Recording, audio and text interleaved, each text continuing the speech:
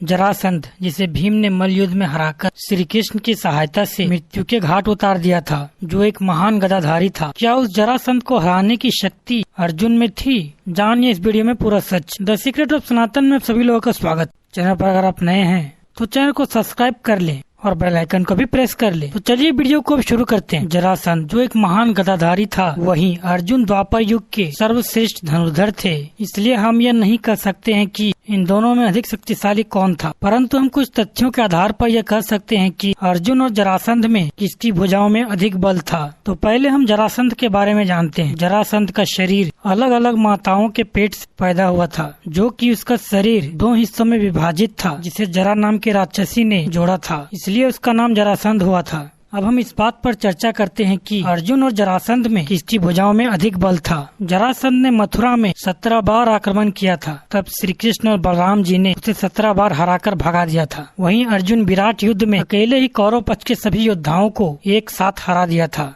जैसे भीष्म, द्रोणाचार्य, कृपाचार्य, अश्वत्थामा, कर्ण इत्यादि। सभी योद्धाओं को अर्जुन ने अकेले ही हरा दिया था। एक बार तो कर्ण ने भी जरासंध को मल्ल युद्ध में हरा दिया था। उस युद्ध में कर्ण ने जरा नामक राक्षसी के जोड़े हुए जरासंध के शरीर की संधि को चीरना आरंभ कर दिया था। तब जरासंध ने प्रसन्न होकर कर्ण को अंग देश की मालिनी नगरी दे दी थी। वहीं जब श्री कृष्ण जरासंध से मल्ल युद्ध करने के लिए गए थे, उस समय श्री कृष्ण ने अर्जुन और भीम को ही साथ लेकर गए थे, अर्थात अर्जुन को मल्ल युद्ध भी आता था और श्री कृष्ण को विश्वास था कि अर्जुन जरासंध को हरा सकते हैं। महाभारत में ये वर्णित है कि अर्जुन की भुजाएं इतनी मजबूत थी कि साधारण धनुष उनके हाथों से टूट जाते थे। इसलिए अग्निदेव ने अर्जुन को गांडीव धनुष दिया था और अर्जुन ने साक्षात भगवान शिव से मल्ल युद्ध किया था और भगवान शिव को वहीं संतुष्ट किया था। तब महादेव ने अर्जुन को कहा था कि तुम्हारे समान योद्धा और कोई नहीं। अब बात करते हैं कि श्री कृष्ण जरासंध की शक्ति के बारे में अर्जुन को क्या बताया था। जब कर्ण ने अपनी वास्तविक शक्ति से घटोत्कच का वध किया था,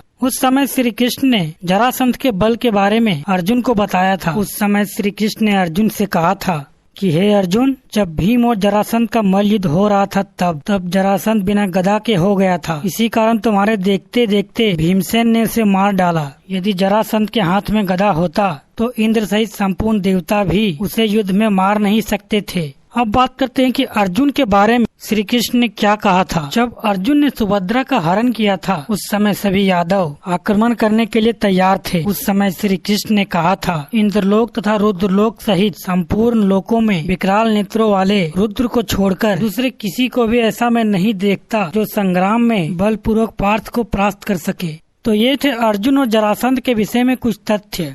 आप इन सभी तथ्यों के आधार पर कमेंट सेक्शन में बताइए कि अर्जुन और जरासंध में अधिक बलवान कौन था। परंतु एक बात रह गई, अर्जुन और जरासंध में किसकी भुजाओं में अधिक बल था। इस बात को समझने के लिए हम द्रौपदी स्वयंवर की ओर चलते हैं। उस समय जरासंध उस धनुष को उठाने के लिए गया था, परंतु उठाते समय धनुष का झटका खाकर वह घुटने के बल गिर गया था और वहीं अर्जुन ने वहां जाकर पलक मारते ही प्रत्यंचा चढ़ा दी थी और बात बात में लक्ष्य भेद दिया था। तो इस बात से स्पष्ट है कि अर्जुन की भुजाएं जरासंध से अधिक मजबूत थी, क्योंकि जरासंध धनुष उठा नहीं पाया था और अर्जुन ने उस धनुष की प्रत्यंचा को चढ़ाकर लक्ष्य भेद कर दिया था। आज के वीडियो में बस इतना ही। वीडियो अगर पसंद आया हो तो चैनल को सब्सक्राइब करें, वीडियो को लाइक करें। धन्यवाद। जय श्री कृष्ण।